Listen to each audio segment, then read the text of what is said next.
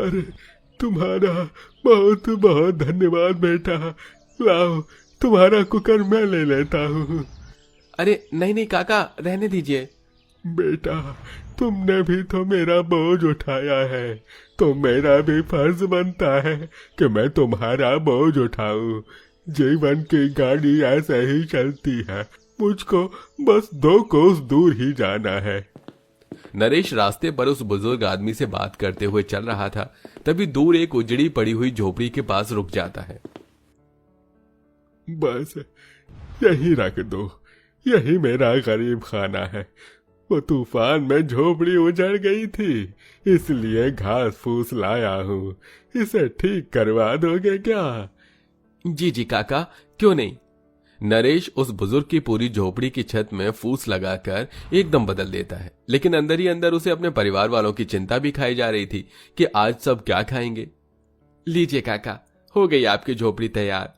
अरे तुमने इस बूढ़े का टूटा घर तिनकों से फिर बना दिया।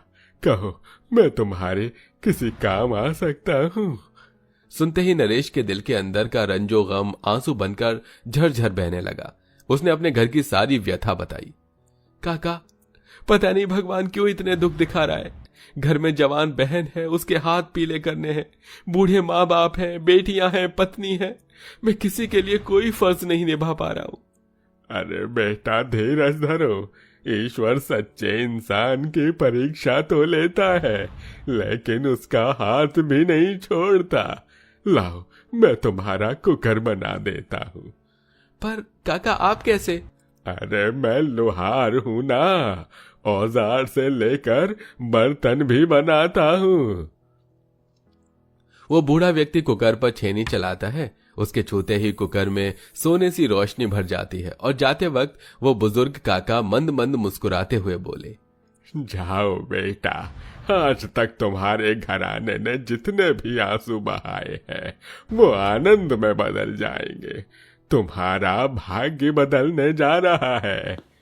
नरेश कुकर लेकर घर लौटने लगता है। तभी आधे रास्ते में पहुंचने पर एक लूला लंगड़ा मुसाफिर उसे खाना मांगता है। थाना थाना, ओ भाई मुझको खीर खाना है, खीर। नरेश ने बोझिल दिल से कहा, क्षमा करना भाई, मगर तुम्हें देने के लिए मेरे पास कुछ भी नहीं है। इतने में कुकर हीरे की तरह चमकने लगा और लबालब खीर से भर गया, जिसे देखकर नरेश आश्चर्यचकित हो गया।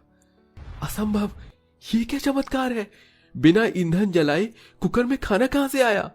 तभी जादुई कुकर बोल पड़ा, नरेश मैं एक जादुई कुकर हूँ, तुम मुझसे जो मांगोगे मैं तुम्हें वही खाना दूंगा। ये सुनकर नरेश बड़ा खुश हुआ। आपका बहुत बहुत धन्यवाद जादुई कुकर महाराज, मगर इस भोजन पर मेरा हक नहीं है। नरेश ने एक केले का पत्ता तोड़ा और पूरे दिन ईमान से सारी खीर उस लूले व्यक्ति को देकर आगे बढ़ा, जहां 5 अनाथ भूखी बच्ची उसकी प्रतीक्षा में बैठी थी। तभी गौरी ने सोना मोना से कहा, देखो देखो बहनों, राजा जी आ गए। कौन हो तुम सब बच्चियां? मैं गौरी हूँ और ये मेरी बहनें सोना